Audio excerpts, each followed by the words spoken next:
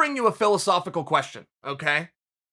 Which is a lot of fun because we don't get to do that a lot of times. When you're talking about a sport like MMA, which involves punching and kicking people while half naked in a steel cage on a Saturday night, there's just not a lot of sophistication. It's one of the reasons the sport does so well. Dana's the first to tell you. Want to know why the sport does so well? People understand it. Okay, well, he's right. He's right. You don't really need to know a whole bunch of intricacies in and out to understand what you're watching there. So when you get a question that's fun and a little bit more advanced, I want to bring it to you guys. But here's my question to you. This is in light of, to tell you where I'm coming from, the new chatter that's going on that is just in my craw. Man, this is in my craw about the rankings. These guys talking about their damn rankings. There's always a wave in this sport. You guys remember the money fight wave? You couldn't ask an athlete who he wanted to fight and he would actually give you I want the money fight. Remember when it was like 6 months and you couldn't get out of that being everybody's answer? It was just painfully boring. Guys miss a lot. And there's nothing wrong with these guys that are talking about rankings, talking about what do I get? The selfish side of you and saying, what do I get? What is my motivation to go and do this? Okay. But there's multiple ways to do your sport, all right? Anthony Smith comes to mind, who has never been a world champion. Anthony Smith is a main event. Any way you want to do it and any time you want to do it. And on a bad night, he's a co-main event. And you have to go back 4 years to find a time when the statement I just made to you isn't true. I don't know about the rankings in Anthony's fights. I don't know about anything. But I can tell you he cares about the placement on the card. He's never been a champion, but a lot of people think he was. A lot of people just assume that he was.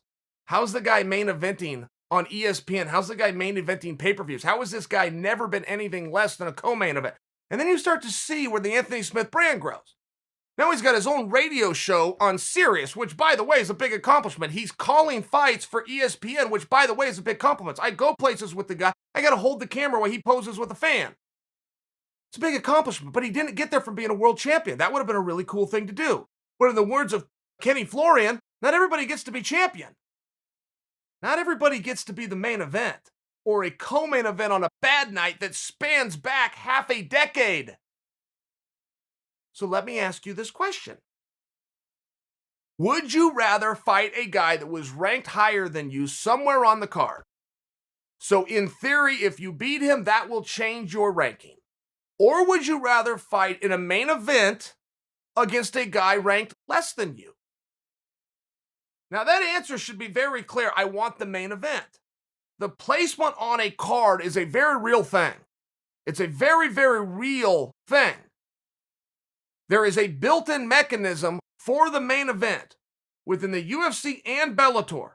It goes straight to the PR team, which if you want to make friends with anybody in Bellator or in the UFC, go make friends with the guy in PR.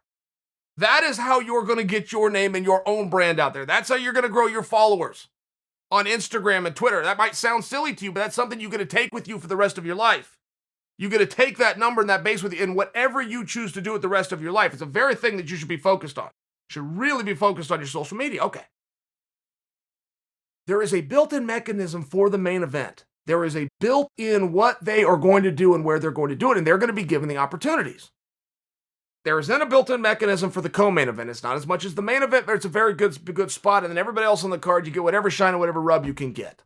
So if you can get one of those two top spots, you have already succeeded. If you miss that, you're going to be missing the boat. You're going to be missing what's going on here. I got to tell you, badass of the week, not even a question. Cowboy Oliveira has now come out and he called out Chimaev. And he came out and he said, I'll take the fight that nobody else wants. Now, right there, you've got me. You will have your absolute best opportunities in life by being willing to do something that somebody else wasn't willing to do. You will have your biggest opportunities. You will have your most, and in all fairness, they will be the easiest. The things that will come to you easier in life are the things that other people do not want to go do. So he has my attention, and he has my respect.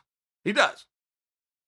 But I do want to focus on Chimaev, because Chimaev appears to be the odd man out. This appears to be the boogeyman hiding under everybody's bed right now that nobody wants anything to do with.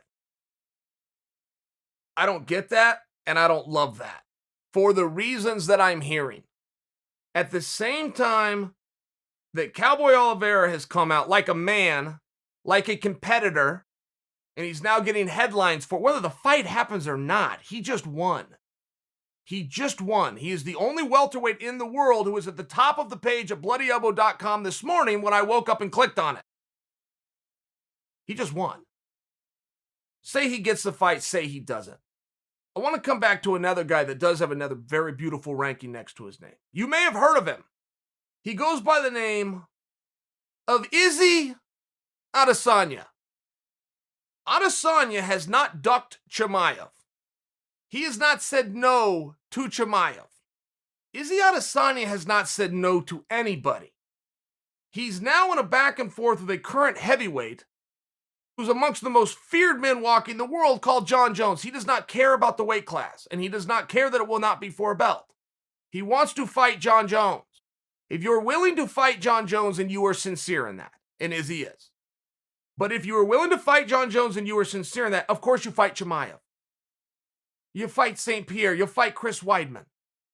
If you won't fight anybody, then you're not sincere that you're willing to fight Jon Jones. Izzy is sincere. I only want to bring that to you because so many people, I would encourage you, if there's anybody to copy right now for your career, it's Izzy. You would then default, number 2 guy that you could copy right now for your career is Dan Hooker. Yes, of all people, Dan Hooker is doing everything right. Never misses, never gets it wrong. There used to be a time when you copied Conor McGregor. Connor's now doing his own thing. That's okay. I'm just sharing with you, there's times in your career where somebody else is writing a blueprint, you identify it, you study it, and you copy it. It's the best way to do things. Best way to do it. Don't go and reinvent the wheel. Find somebody who's doing something you want to do, learn what he did, and then go copy him. No problem. But Adesanya is the guy that you want to watch. And much like Conor sold, and Conor only sold one thing.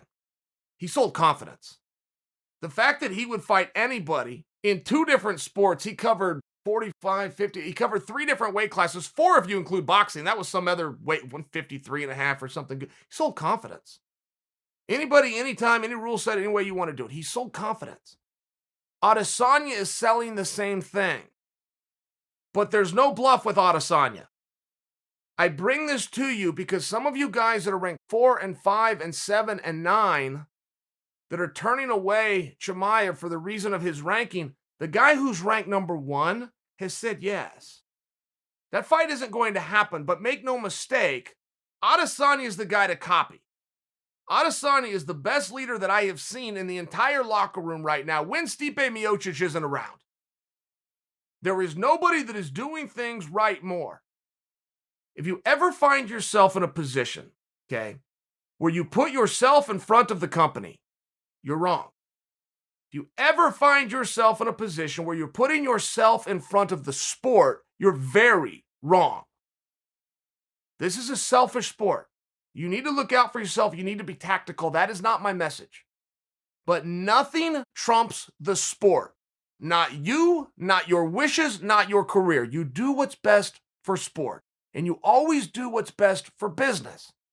And if anybody is trying to hang their hat on the argument that I'm going to get out of fighting Chimaev because of a lack of a number next to his name, when Israel Adesanya isn't, you're wrong.